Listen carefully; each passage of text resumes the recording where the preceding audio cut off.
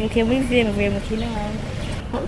Abashora ni bajya urutaro rw'ibiyoba n'imyumbati ku mutwe uwo mudandaza ahejeje gushika mu gisagara hagati isazi 5 zirageze ku metero zirenga 10 umwe mu baguzi biwe asabye kwa muhonje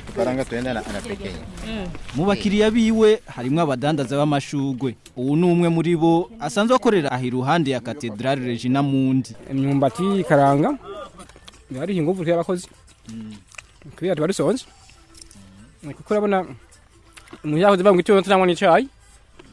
numva bibize amasaha umuntu asabirya kanwa amazi mba nyikanga zizana mu mbati wo mazana abiri ndabona igiye kujya nk'isani ya sengisa bivanye n'imisaruro bigoye umuntu atacira homba hageze ko aheye mugasanga biragoye rero tugere ibisoboka kugira ngo uronke ibyo tumujyamo isazi 6 ziregereje bamwe mu bakozi ba leta baratanguye gusohoka ibiro vyabo gufata akayaga hanze ariko rero ibiyoba n'imyumbati navyo nyene barabigura Nje bitetse ni bisije bigashe ku myumbati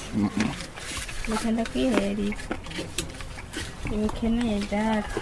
none yo kapasa yawe uri kwa yononde nayo kapyenda kurema azamaza nabi kubera ubukene ata amafaranga tuba dufise yo kugenda kujya ku restaurant nyene ngo tujye bifungurwa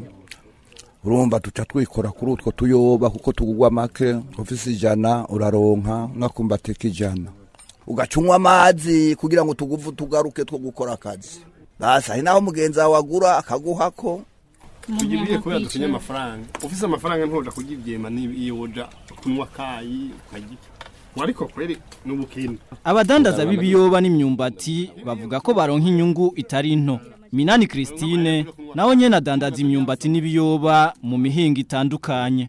nzamanukana mu Buyenzi kuri Poro aho hose ndiko ndagenda mvandereza nkaduga gushika ngaho mu Barabu hose baradushorera ku munsi nkuko iba kuri mwe nirobo nshobora kuronkamo 2 Imana impezage nkuko bampimiye neza noronka na 2,500 aho hose duciye bagahagarara no mu madirisha bakatuhamagara wikarangazana yaba abaguzi canke abadandaza benshi muri bo bemeza ko urudandazwa rw'ibiyoba n'imyumbati rufise ico gwaterereye muri iki gihe abarundi bavuga ko ubuzima buzimvye naho basigura ko ari ugusa mu mutima kugira ngo babe baramaze kabiri